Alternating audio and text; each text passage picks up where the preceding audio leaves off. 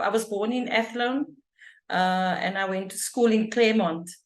And so I actually live in Kroonboom Road, which, was a site of struggle since the 70s. And going to school in Claremont, I witnessed forced removals. I witnessed my friends being removed from the streets around the school, Harvey Road, and all those areas that's now called Harfield Village. And but walking from school every day to take the bus and seeing the white kids walking home, something wasn't ever right. So I think that's where it started for me. Going to school in Claremont and then going back, to my own community, because then we moved to Pontyville, the gravel streets of Cape Town. And I made comparisons. I couldn't understand why we didn't have trees, why we didn't have grass, why were we subjected. I used to always ask my mother, but why? And she said, Moenie vra nie.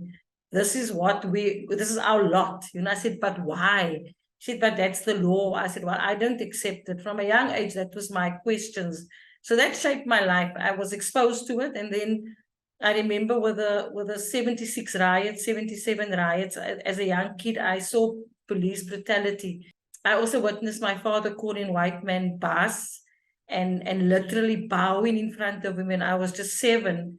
And I asked him to stop doing that. It really offended me. And I said to him, I'm never going to do that. Never, ever, as long as I live. And that's a promise that I kept. So when was that first step that you took and said, I'm going to I was at the age of 14, and I met my other mother. There was Theresa Solomon. I was coming from the shop in Woodlands with my sister.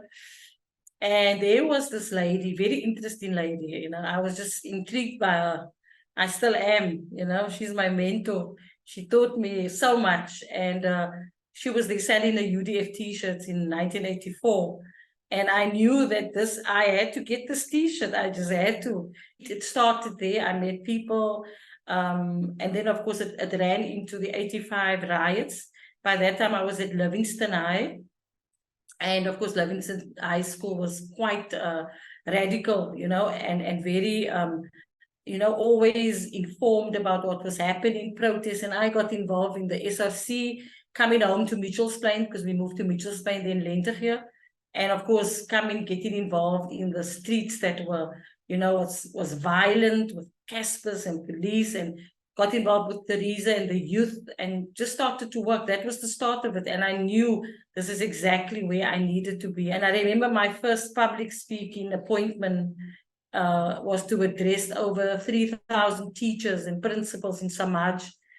And I said to T, I don't know what time, and she said, come to me, and she gave me the list of what I should do, and just how to public speak, what not to do. And she came to the rally. She sat right in front seat. So when I was fidgeting, she said, don't fidget. When I was chewing gum, she said, spit out the gum. But there she was. She sat right in the front, My mother and father took me out of school in 1986. They said I needed to go work after 85. But because I was involved in the community, Theresa put me back in school, and she said, go back to school, which, of course, for the next 3 years of going back to school, I was in prison for most of the year. But then I got involved in the student structures, and I became the president of the Mitchell's Plain Students Congress, which united all the schools, high schools in Mitchell's Plain. And then I was elected to serve on the Western Cape Students Congress, WEXCO. And it was there that I was nominated, or, put forward as a speaker on behalf of WEXCO back then, and really talking to teachers about being part of overthrowing the system of apartheid, and that was my role at that rally. Mitchell's Plain Students Congress became a very feared organization to the security police back then. And it was also a place that I can honestly say was a family. Back then, it was all about speaking boldly against the apartheid laws and calling for change. And, we were very brave. When I was arrested for the first time in 1987, nobody wanted to open the door for the police. Both my parents wouldn't open the door. So I had to open the door myself for the security police to come and arrest me, So with shaking hands and shaking knees and a tummy that was turning upside down, I had to say, can I help? And they said, oh, soek vir jou, Gloria Veale. I said, that's me. maak maar oop. And when I opened up the door, I saw loads of vans, and I'm not exaggerating. I think that morning they did a sweep of the Western Cape. So there were like 20 vehicles standing outside my house coming to arrest me. It made me a local hero though, you know. People thought I was really dangerous back then. Anyway, that changed everything. They were really angry. I know my father didn't want my mother to visit me in Paulsmoor. It was a big problem. So when I was released briefly in November of that year, I was in for a period of 3 months. They released me and then started to look for me almost immediately again in January, February. And then, I was arrested again, this time for 9 months. And my parents, and then I was charged, the MIPSCO was banned. And then they charged us for furthering the aims of a banned organization. And they threatened my parents, with 25 years of imprisonment or 250,000 rand fine, something like that. Can't remember. But my parents were very fearful. I can't blame them. I mean, if I look back now, it was very scary. They were scared. Remember, they were molded into a certain way of behavior. So for hulle was it die kind is mal, and the security police told my parents that I was a terrorist and I was a danger to the state. So you can just think about how fearful they must have been. And so when I got charged, my father told me that either I stay or I live according to his rules. And I said, I'd rather leave. So I left home, I was barely, I think I was just 17 when I left home. And the relationship was broken down. It never really reestablished itself. But I think the one thing that came out of the family, the revolutionary family, was, I believe, a generation of the uncompromising spirit, which came from Theresa and Marcus and that people, to say, Kiki, you do what is right, irrespective, whatever people say about you, it's irrelevant. Do what is right. What led to your first arrest? Are there any specific details? So in MIPSCO, we were planning a mass rally at the Lentige Civic Center, but we were also organizing many protests in Mitchell's Plain at the time. And we were very well organized and very united, across Mitchell's Plain. And on the morning of that rally, or I think it was the day before the rally, they arrested myself and Sean Hendricks. Back then, Sean was the treasurer, I think, of MIPSCO. We were arrested that morning, along with many other student leaders in the Western Cape. But pre the arrests, there was a lot of presence of the police around us. I mean, they were always around Mitchell's Plain, in our streets, outside our homes. Things changed for us, I think, from being giggly young people. We became really serious about our involvement in the struggle and the change that we had to impact. We were connected with people on a broader level.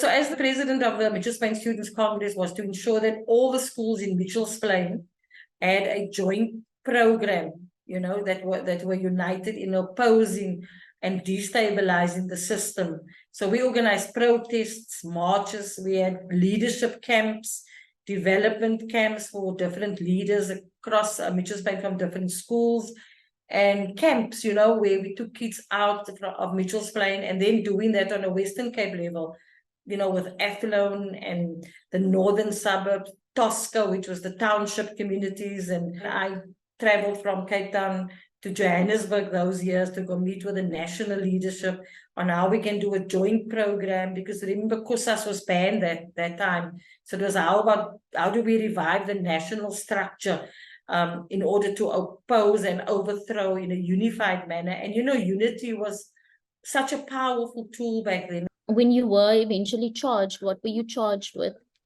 In 1988, there was a charge brought against at the beginning of 1989, because we were at a meeting after MIPSCO was banned, and we were told in that banning order that we were no longer allowed to have meetings, and we went there and had the meeting anyway. We were in a Cedar High at the time, and the police walked in with cameras. They caught us in on camera. And they arrested all of us and charged us. And I know that it was a charge that said that we could go to prison for 25 years. We went to prison during that time, you know, in Paulsmoor. And I think for me, I really learned a lot. It was my university. I learned about struggle, tenacity, perseverance, hardship, difficulty, swakkery, you know, but it was all worth it.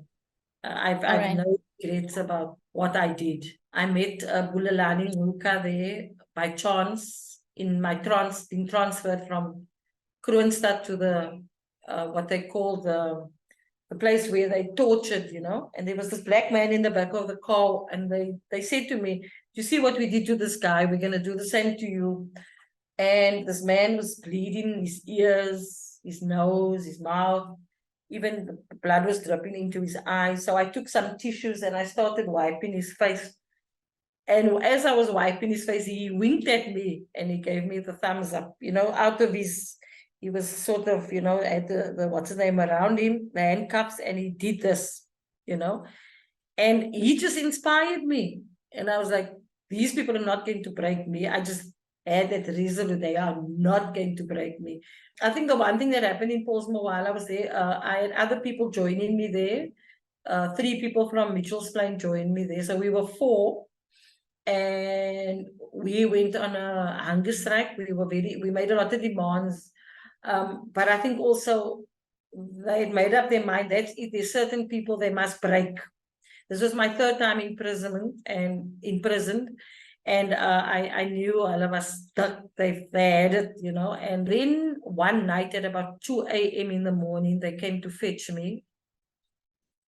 What I didn't know was when the police came to tell me that the security police are here for me, they said, "Listen, these guys, they smell like alcohol and they don't look like they're in a good space. And there's a lot of people outside in the vans as well. And they want you to come. Please dress warmly. It's 2 a.m. in the morning." So I had on my pajamas, put my tracksuit over, my thick jacket, and they came to fetch me. And the person in charge was Captain Du Plessis. And I looked at him in his face. I looked up at him. I'm very small, by the way. I looked up and I said, "What are you doing?" And he said, "Moenie vra nie, don't ask questions. Kom net, as your eie skuld."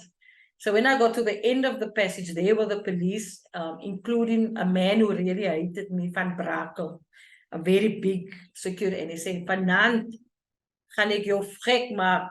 I'm going to kill you tonight."